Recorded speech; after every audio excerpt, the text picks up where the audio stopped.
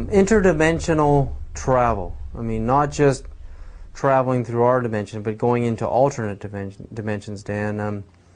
Would you, and if you could, a spaceship arrives in your yard, and you've got the barbecue out, and there's the steak on the grill, and they want you right now to come with them and go into another dimension, and to move forward and backwards on the timeline, to go. They've come because of the bad things that have happened.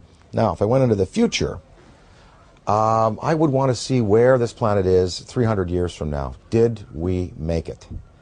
Did we make it? That's what I would like to know. Forward and backward in time. Oh, I'd love to spend an afternoon with Richard Feynman. Would love to sit down with Heisenberg, and of course, Einstein, Niels Bohr, Max Planck. I'd love to sit with the particulate, the quantum physics guys, because there really is the root of understanding how and why the world is the way it is, and the joy of these studies in antimatter that are occurring.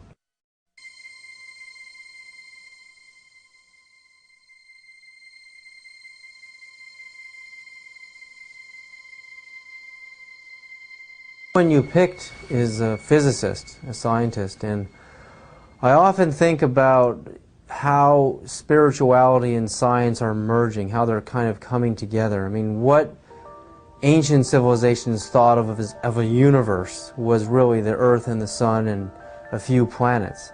And now with the advent of the Hubble telescope, we can see that the universe is far bigger than the ancients had ever imagined. So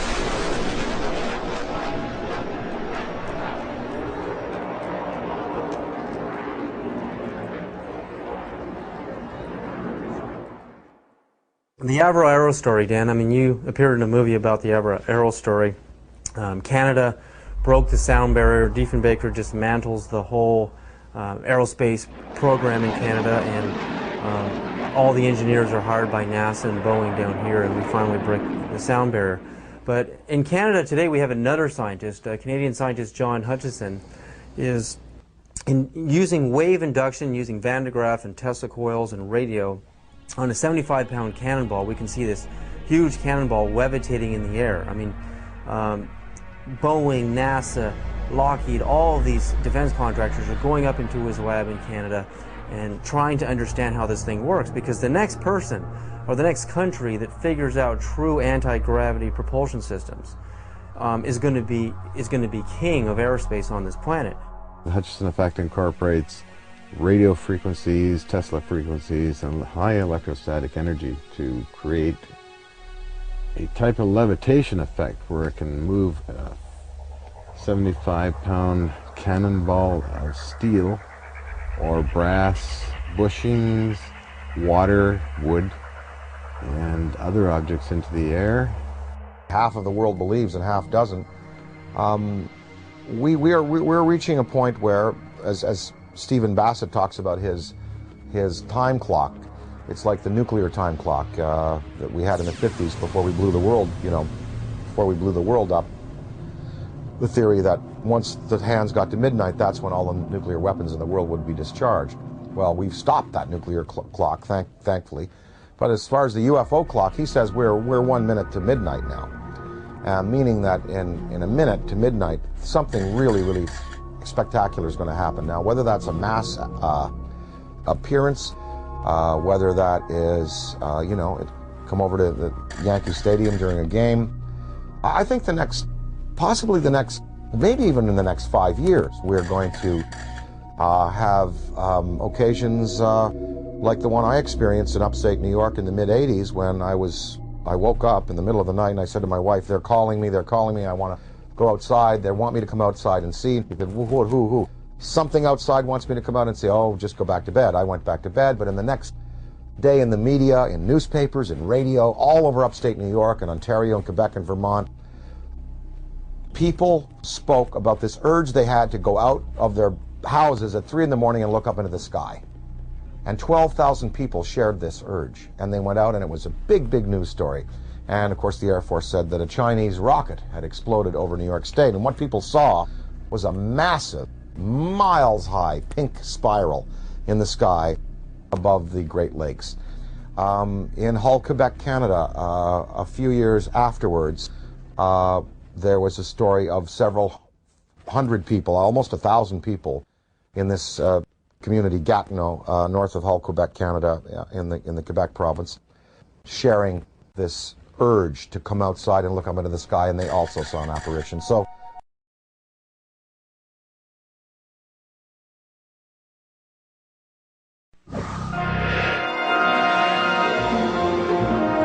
For devotees of flying saucers, June is a very special time. It was fits of UFOs and aliens among us began filtering in. A number of opinion polls suggest that as many as 48% of all Americans believe that aliens visit Earth. That could mean that there's a ready market for Dan Aykroyd's latest film, but this is no Conehead reunion. It's a documentary, Dan Aykroyd, Unplugged on UFOs. Anderson recently spoke with Aykroyd and producer David Sarita. So you really believe that UFOs exist? Why? Well, I think the preponderance of anecdotal evidence from pilots, from law enforcement people, from people who have had experiences and sightings.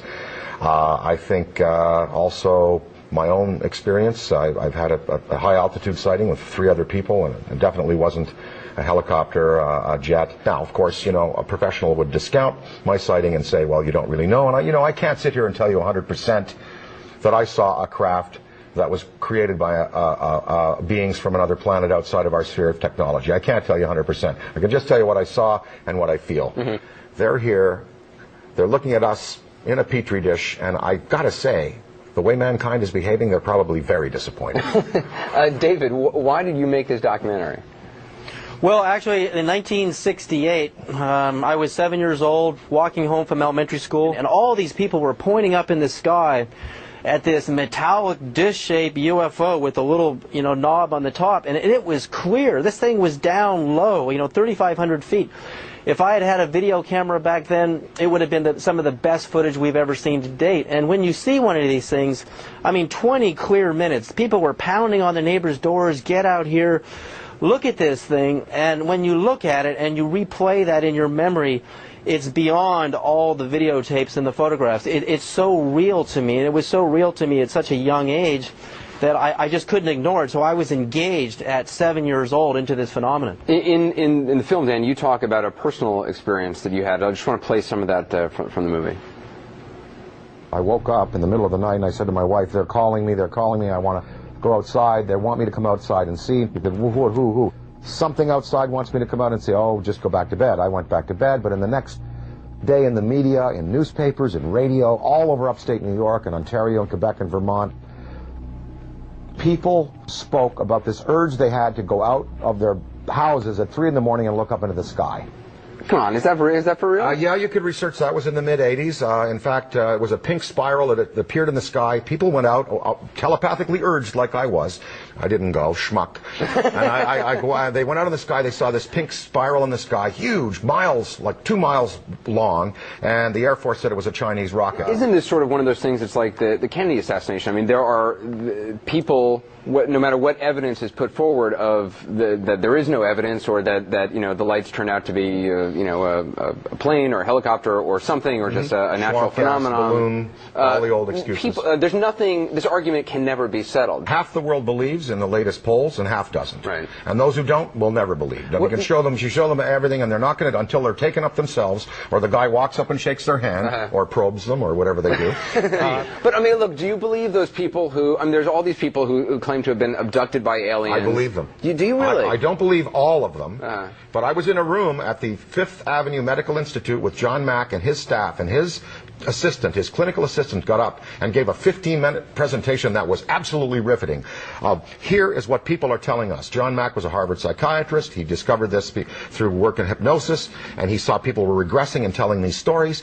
It's all the same. Now, is it a mass hallucination? Some people say it's sleep terror. Right. There are people who said, well, I woke up, I couldn't move, I was paralyzed, it was the aliens who did it, and the doctors say, well, that's sleep terror, you wake up, you feel you can't move. It could be, but I have people that I believe are credible, that claim they've been taken, that have the scoop marks, and that have been implanted. If they came all by the things that in are the on middle this, of the night, yes, I'd go. You'd yes, go, really? Yeah, as long as I wasn't a Pro B, and as long as they let me drive. And as long as you'd be back in the morning, or else your wife would kill you. Well, that's right, or she can come too.